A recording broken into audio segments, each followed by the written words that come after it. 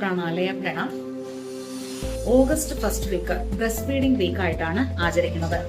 നമ്മുടെ WHO-യുടെയും യുണിസെഫിന്റെ ഒക്കെ പിന്തുണയോട് കൂടിയിട്ടാണ് നമ്മൾ ഇത് ആചരിക്കുന്നത്.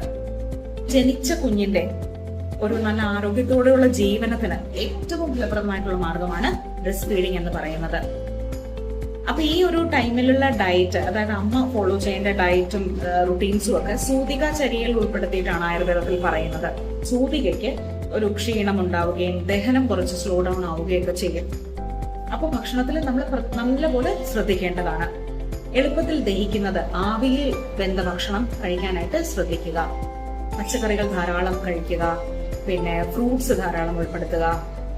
നമ്മുടെ ബോയിൽഡ് റൈസ് അല്ലെങ്കിൽ സ്റ്റീംഡ് റൈസ് നമുക്ക് ഉപയോഗിക്കാം. പിന്നീട് പയറുവർഗ്ഗങ്ങൾ, അതായത് കടല, ചെറുപയർ, മുതിര, ഇതൊക്കെ 6 മണിക്കൂറെങ്കിലും കുതിർത്ത് വേവിച്ച് ഉപയോഗിക്കുക. ചെറുപയർ നമുക്ക് മുളപ്പിച്ച് സ്പ്രൗട്ടഡ് ആയിട്ട് സലാഡായിട്ട് ഉപയോഗിക്കാം. പക്ഷെ ഉച്ചനേരത്ത് അല്ലെങ്കിൽ ഒരു 4 മണിക്കുള്ള സ്നാക്സ് ആയിട്ട് കഴിക്കാനായിട്ട് ശ്രദ്ധിക്കുക. ധാരാളം പ്രോട്ടീൻ അടങ്ങിയ ഭക്ഷണം നമ്മുടെ ഫുഡിൽ ഉൾപ്പെടുത്താനായിട്ട് ശ്രദ്ധിക്കണം. കാരണം ആദ്യത്തെ 6 മാസം ബ്രസ്റ്റ് മിൽക്ക് മാത്രമാണ് നമ്മൾ കുഞ്ഞിന് കൊടുക്കുന്നത്. അത് കഴിഞ്ഞിട്ട് നമ്മൾ സോളിഡ് ഫുഡ് അത് സ്റ്റാർട്ട് ചെയ്യത്തുള്ളൂ. അപ്പൊ അത്രയും ഹെൽത്തി ആയിട്ടായിരിക്കണം നമ്മൾ ഭക്ഷണം ശ്രദ്ധിക്കേണ്ടത്.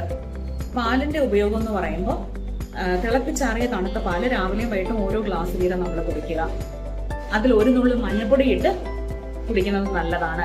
ബദാമിന്റെ പൊടി ഉപയോഗിക്കാം, അല്ലെങ്കിൽ 4-5 ബദാം കുതിർത്ത് അരച്ച് പാലിൽ ചേർത്ത് കഴിക്കാവുന്നതാണ്. ഇത് കോഴിമുട്ടയോ കാടമുട്ടയോ താറാമുട്ടയോ നമ്മുടെ ദഹനശക്തിക്ക് അനുസരിച്ച് നമ്മൾ കഴിക്കാം. പക്ഷേ കഴിവതും പുഴുങ്ങി കുരുമുളക് പൊടി ചേർത്ത് കഴിക്കാനോ ധാരാളം പച്ചക്കറികൾ ചേർത്ത് ഓംലേറ്റ് ആയിട്ട് കഴിക്കാനോ ശ്രദ്ധിക്കുക. പ്രോട്ടീൻ നല്ല സപ്ലിമെന്റ് ആയതുകൊണ്ട് വെജിറ്റേറിയൻകാർക്ക് മുരിങ്ങയില ഡയറ്റിലേക്ക് ഉൾപ്പെടുത്താം. നെയ്യ് ഉൾപ്പെടുത്താം. തൈര്, മോര് എന്നിവയൊക്കെ നമുക്ക് ഉൾപ്പെടുത്താം.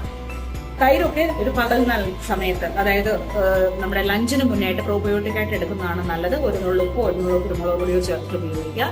പച്ചമുളക് ധാരാളം അരച്ച് ചേർത്ത് ഉപയോഗിക്കാനായിട്ട് ശ്രദ്ധിക്കുക. ഇറച്ചിയിലേക്ക് വരുമ്പോൾ ചിക്കൻ അല്ലെങ്കിൽ മട്ടൺ, അത് നമ്മുടെ ദഹനശക്തിക്ക് അനുസരിച്ചിട്ടാണ് മട്ടണിലേക്കൊക്കെ വരുന്നത്. ആഴ്ചയിൽ ഒരു 2 ദിവസമെങ്കിലും ചിക്കനോ മട്ടണോ ഒക്കെ നമ്മുടെ ഡയറ്റിൽ ഉൾപ്പെടുത്താനായിട്ട് ശ്രദ്ധിക്കുക. കറി വെച്ച് കഴിക്കാനായിട്ട് ശ്രദ്ധിക്കുക. മീൻ വെക്കുമ്പോൾ കുടംപുളിയിട്ട് മീൻ കറിയായിട്ട് ഉപയോഗിക്കണം. ചിക്കനും മട്ടണോ ഒക്കെ കറിയായിട്ട് കഴിക്കാനായിട്ട് ഉപയോഗിക്കുക. കഴിവതും ഉച്ചഭക്ഷണത്തിൽ, അത് ലഞ്ചിന്റെ ടൈമിൽ അത് ഉൾപ്പെടുത്താനായിട്ട് ശ്രദ്ധിക്കുക. പിന്നെ പറയുന്നത് നമ്മുടെ ഉറക്കമാണ്. കുറഞ്ഞത് 6 മുതൽ 7 മണിക്കൂർ വരെ കുറഞ്ഞതാണ് ഞാൻ പറയുന്നത് നമ്മൾ ഉറങ്ങണം. അതുപോലെ ഉച്ചയ്ക്കുള്ള ഒരു പവർ നാപ്പ്, ഒരു 30 മിനിറ്റ്സ് പവർ നാപ്പും നല്ലതാണ്. പവർ നാപ്പ് എന്ന് പറയുമ്പോൾ പകൽ സമയത്ത് ഉറങ്ങുന്ന ആ ഒരു ഇതിനെയാണ് പവർ നാപ്പ് എന്ന് പറയുന്നത്.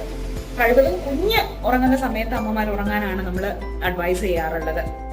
പിന്നെ വെള്ളം കുടിക്കുന്നത് ഒരുമിച്ച് കുടിക്കാതെ നമ്മൾ ഇടയ്ക്ക് സിപ്പ് ചെയ്ത് കുടിക്കാനാണ് ശ്രദ്ധിക്കേണ്ടത്. കുറഞ്ഞത് 2.5 ലിറ്ററെങ്കിലും നമ്മൾ വെള്ളം കുടിച്ചിരിക്കണം. ജ്യൂസും ധാരാളം നമുക്ക് ഉൾപ്പെടുത്താവുന്നതാണ്. പക്ഷെ ഐസോ പഞ്ചസാരയോ ഒന്നും ഇടാതെ കുടിക്കാനായിട്ട് ശ്രദ്ധിക്കുക. അപ്പോൾ ഇതൊക്കെയാണ് നമ്മുടെ ആയുർവേദത്തിൽ പറഞ്ഞിരിക്കുന്ന ശ്രദ്ധിക്കേണ്ടതായിട്ടുള്ള ഭക്ഷണ രീതി എന്ന് പറയുന്നത്.